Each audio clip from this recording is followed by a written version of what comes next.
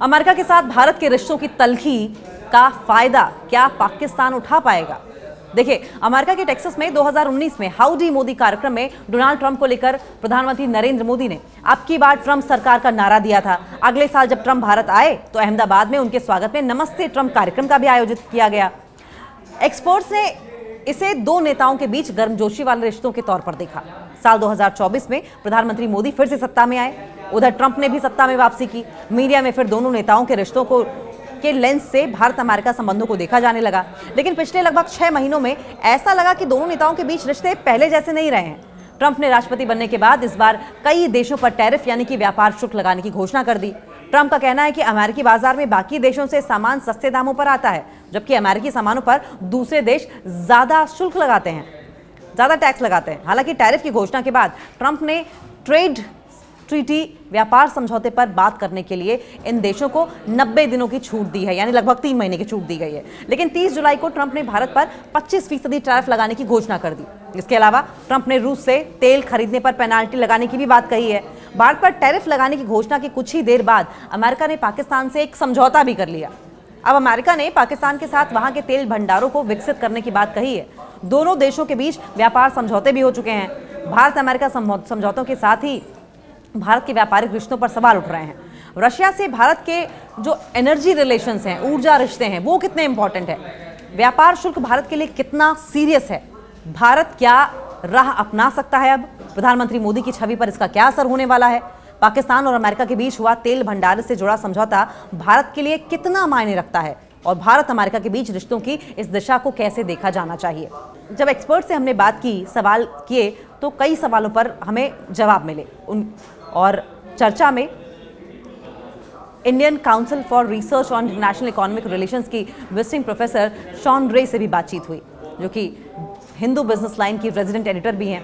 और जब इन तमाम एक्सपर्ट से बातचीत की गई तो जानकारी क्या मिली? देखिए, कंक्लूजन ये मिला कि भारत पर 25% टैरिफ का असर क्या रहेगा, इस पर बात हुई। तो पता ये चला कि अमेरिका की ओर से भारत पर लगाए गए टैरिफ और इसके असर पर प्रोफेसर शॉन रे का ये मानना है कि इसे दो तरह से अलग अलग करके देखा जाना चाहिए।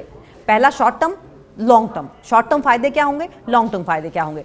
देखिए, प्रोफेसर शॉ ये कहते हैं कि शॉर्ट टर्म में निश्चित तौर पर एक्सपोर्ट कम होगा, जाहिर है, और जो निर्यातक हैं, जो एक्सपोर्टर्स हैं, उनकी आमदनी भी कम होगी। शुल्क के साथ हमारा प्राइस बढ़ेगा और इसके साथ ही थोड़ी सी अनिश्चितता भी है, क्योंकि जो व्यापार समझौता होने वाला था वो अभी तक हुआ नहीं है। वो कहते हैं कि लॉन्ग टर्म इंपैक्ट ज़्यादा अहम है, क्योंकि अगर ये शुल्क 1 साल से ज़्यादा का समय तक रहे तो सप्लाई चेन में बदलाव आ सकता है और भारत को डाइवर्सिफिकेशन करना होगा। प्रोफेसर रे का मानना है कि शॉर्ट टर्म में अमेरिकी टैरिफ का सबसे ज़्यादा असर कपड़े, दवाइयाँ, ऑटो पार्ट्स, झींगे, इंजीनियरिंग गुड्स जैसे उत्पादों पर पड़ेगा। मोदी ट्रंप रिश्तों का व्यापार समझौते पर क्या असर पड़ने वाला है? भारत अमेरिका रिश्तों पर जब बात होती है तो हाल के समय में इसे दोनों देशों के नेताओं के बीच में व्यक्तिगत रिश्तों के चश्मे से देखा जा रहा है। लेकिन बीते कुछ समय ऐसा बहुत कुछ हुआ है जिसे भारत अमेरिका के बीच अच्छे रिश्तों के तौर पर नहीं देखा गया। तो क्या भारत सरकार के लिए ये एक झटका है या इसे सामान्य नजरिए से देखा जाना चाहिए? आगे जब एक्सपर्ट से हमने बात की तो एक्सपर्ट्स का ये मानना है कि हाल में जो कुछ भी हुआ है उसे सरकार की काफ़ी फजीहत हुई है। वो ये कहते हैं कि जिस तरीके से डोनाल्ड ट्रंप ने पाकिस्तान के साथ हमारी लड़ाई के दौरान ऐलान किया कि सीज फायर उन्होंने कराया है, इसके बाद बार बार उन्होंने ये बात कही कि इस पर प्रधानमंत्री को संसद में क्लैरिफिकेशन देना पड़ेगा। विपक्ष ने सवाल उठाया कि हमारे द्विपक्षीय मामलों में अमेरिका के दखल को आपने कैसे अनुमति दे दी? तो बीजेपी, जो कि खास तौर पर रक्षा मामलों में हमेशा हार्ड लाइन लेती है, वो थोड़ा सा बैकफुट पर जरूर नजर आई थी व्यापार समझौते पर। और आगे एक्सपर्ट्स ये कहते हैं कि मोदी और ट्रंप दोनों ही नेता प्रोसेस ड्रिवन नहीं है। प्रधानमंत्री जब काम करते हैं तो उसमें विदेश मंत्रालय, वाणिज्य मंत्रालय का बहुत दखल होता है, और खासतौर पर व्यापार समझौते, जो कि बहुत जटिल चीज़ है, उसमें मोदी के रिश्ते अगर ट्रंप के साथ अच्छे हैं तो भी किया नहीं जा सकता कुछ। वो कहते हैं कि क्योंकि अमेरिका जो चीज़ें हिंदुस्तान से चाहता है वे हिंदुस्तान दे नहीं सकता। ट्रंप चाहते हैं कि हमारा कृषि क्षेत्र खोल दिया जाए, हमारा डेयरी सेक्टर खोल दिया जाए। ये ऐसी चीज़ें हैं जो हिंदुस्तान कर ही नहीं सकता। इसमें अगर सरकार चाहे भी तो वो सहमति नहीं दे सकती। आगे एक्सपर्ट्स ये कहते हैं कि मोदी ने ट्रंप के लिए इतने बड़े कार्यक्रम किए, अब की बार ट्रंप सरकार कहा, उनको इतना मान दिया तो ट्रंप को लगा कि हिंदुस्तान के साथ डील करना बहुत आसान बात होगी। एक्सपर्ट्स आगे ये भी कहते हैं कि ट्रंप ने जिस तरह से भारत पर टैरिफ लगाया और रूस से तेल और रक्षा सामग्री खरीदने पर पेनल्टी लगाई है, वो एक तरह से हमारी संप्रभुता पर हमला है। कोई बाहर का देश हमें कैसे बता सकता है कि हमें कहां से क्या चीज खरीदनी चाहिए? पिछले कुछ समय में ट्रंप भारत अमेरिका रिश्तों में टैरिफ और ट्रेड डील की बात कर रहे हैं। इसे अगर भारत के हितों को ध्यान में रखते हुए देखें तो क्या ट्रंप वाकई में ट्रेड की बात कर रहे हैं या भारत के रशिया और चीन के साथ जो संबंध है उस पर निशाना साधा गया है? इस पर एक्सपर्ट्स आगे और बात करते हैं और कहते हैं कि रूस से तेल खरीदने पर भारत पर जो पेनाल्टी लगी है उसका कहीं पर कोई जिक्र नहीं है। वो ये नहीं बता रहे कि कितनी पेनाल्टी लगाएंगे। मुझे ऐसा लगता है कि व्यापार समझौते में इसे नेगोशिएटिंग टूल के तौर पर इस्तेमाल किया जाएगा। अमेरिका के साथ हुई डील पर पाकिस्तान में अब क्या कहा जा रहा है? देखिए, अमेरिका और पाकिस्तान के बीच में तेल भंडारों को लेकर एक डील हुई है, एक समझौता हुआ है। दोनों देशों के बीच में ट्रेड डील की भी बात हुई। पाकिस्तान में इसे कैसे देखा जा रहा है, जबकि भारत में अभी ट्रेड डील भी नहीं हुई है और रिश्तों में गर्मजोशी को लेकर भी काफी तल्ख टिप्पणियां होने लगी हैं। अब इस पर भी एक्सपर्ट्स की क्या राय है? एक्सपर्ट्स ये कहते हैं कि पाकिस्तान में इन समझौतों का स्वागत जरूर किया जा रहा है। पाकिस्तानी सरकार इसे देश की अर्थव्यवस्था के लिए बहुत ही महत्वपूर्ण समझौता मान रही है। साथ ही इसे अमेरिका और अन्य देशों के लिए डिप्लोमेटिक रिलेशन के लिए भी बहुत बड़ी जीत मानी जा रही है। देखिए, पिछले कुछ सालों में काफी बुरी स्थिति से पाकिस्तान की अर्थव्यवस्था गुजरी है और अब सरकार दावा इस बात का कर रही है कि वे एक टेक ऑफ की स्थिति में आ गए हैं। इस मौके पर अगर पाकिस्तानी एक्सपोर्ट को, जो कि 90% टेक्सटाइल है, बूस्ट मिलता है तो ये शायद पाकिस्तान की इकोनॉमी को बहुत मजबूत करेगा, बहुत हेल्प करेगा पाकिस्तान की इकोनॉमी में। और इसके अलावा जो तेल भंडारों की बात है, पिछले 20 सालों या शायद इससे भी ज्यादा अरसे से तो पाकिस्तानी सरकार कोशिश कर रही है कि विभिन्न निजी कंपनियां और देश आएं और तेल भंडार या गैस भंडार पर काम करें, लेकिन सुरक्षा कारणों से और तकनीकी या फिर अन्य कारणों से कंपनियां नहीं आ रही थी। देखिए, वो कहते हैं कि अब जबकि राष्ट्रपति ट्रंप ने ये बहुत ही खुले तौर पर कहा है कि पाकिस्तान को लग रहा है कि जो तेल और गैस के भंडार उसके पास हैं, अगर अमेरिका की कोई बड़ी कंपनी अपनी टेक्नोलॉजी के साथ आती है तो उसको एक्सप्लोर करने में बहुत मदद मिलेगी। इसका मतलब ये होगा कि पिछले 20 सालों में पाकिस्तान में जो ऊर्जा संकट है उसको हल करने में बड़ी मदद भी मिलेगी।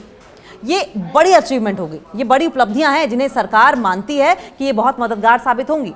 इसके अलावा पाकिस्तानी सरकार इसे अपनी राजनीतिक और कूटनीतिक जीत के तौर पर भी पेश कर रही है, क्योंकि भारत पर ज्यादा टैरिफ लगा है। इसके अलावा भारत को लेकर ट्रंप जो भाषा का इस्तेमाल कर रहे हैं उसे भी पाकिस्तानी सरकार अपनी जीत बता रही है। वो बताते हैं कि पाकिस्तान में बहुत सीधे तौर पर कहा जा रहा है कि वॉर जीतने के बाद अब पाकिस्तान ने भारत को डिप्लोमेटिक फ्रंट पर बहुत बड़ी शिकस्त दे दी है।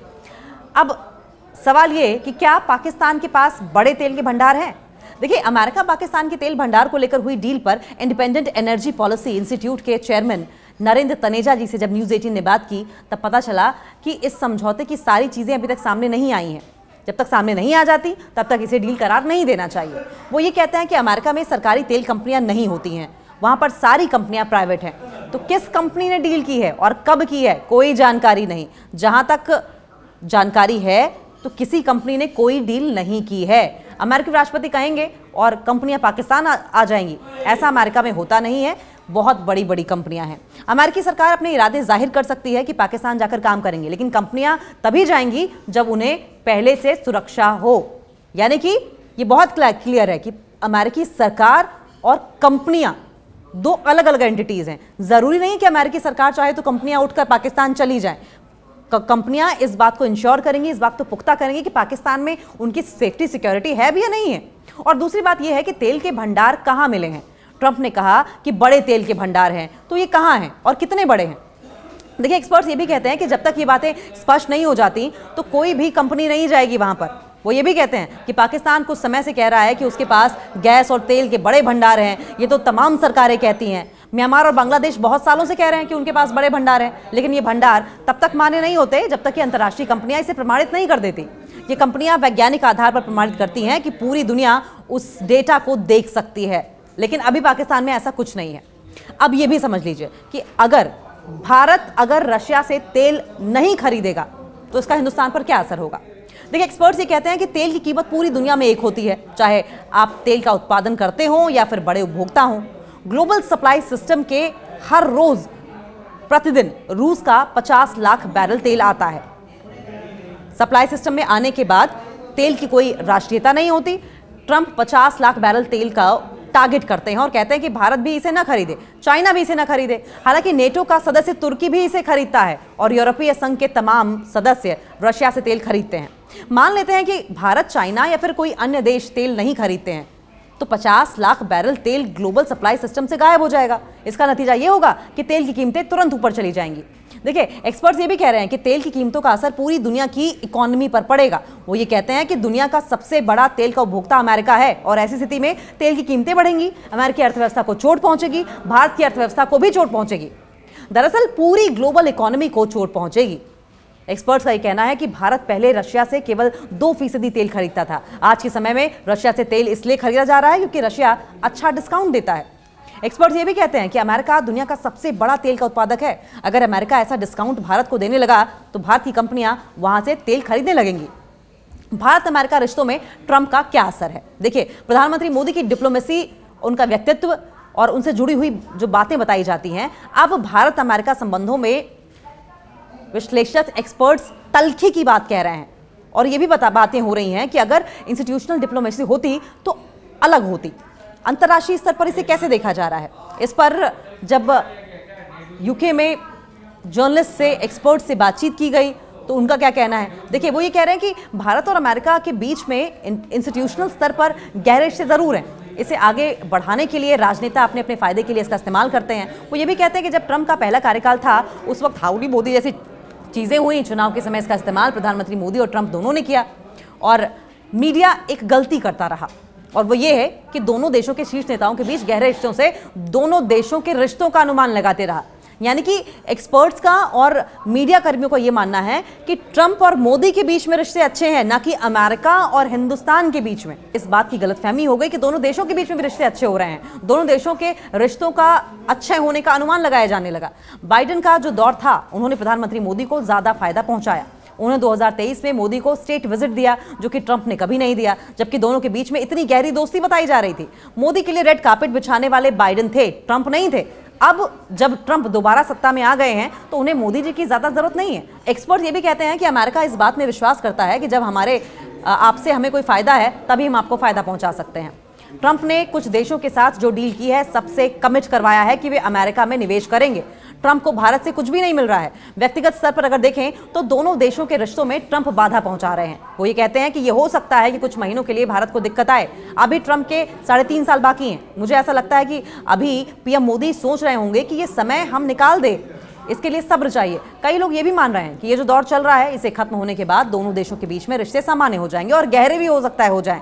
तो सवाल ये भी है कि अब तक कोई नहीं हुई डील और भारत के पास आखिर अब ऑप्शन क्या है? भारत के पास विकल्प क्या है? क्योंकि डील तो हुई नहीं है, ऑप्शन क्या है? भारत में कई नेता ये भी कह रहे हैं कि इस पूरे मामले में, इस पूरे प्रकरण में भारत को एक स्ट्रिंजेंट एक्शन, एक कड़ा रुख अपनाना चाहिए, क्योंकि डिप्लोमेटिक, इंटरनेशनल अगर रिलेशंस की बात करें और व्यापारिक संबंधों की बात करें तो भारत वास्तव में पुशबैक कर सकता है। सवाल ये क्या पुशबैक कर सकता है? इस पर एक्सपर्ट्स का ये मानना है कि भारत को अभी कोई पुशबैक नहीं करना चाहिए। एक्सपर्ट्स ये कह रहे हैं कि अमेरिका चाहता है कि कृषि और डेयरी क्षेत्र भारत खोल दे।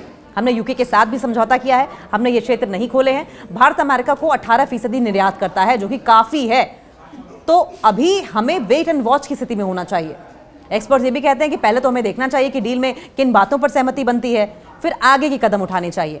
भारत अमेरिका व्यापार समझौते पर हो रही देरी पर एक्सपर्ट्स ये भी कहते हैं कि ऐसे समझौते पर काफ़ी लंबे वक्त तक बातचीत होती है।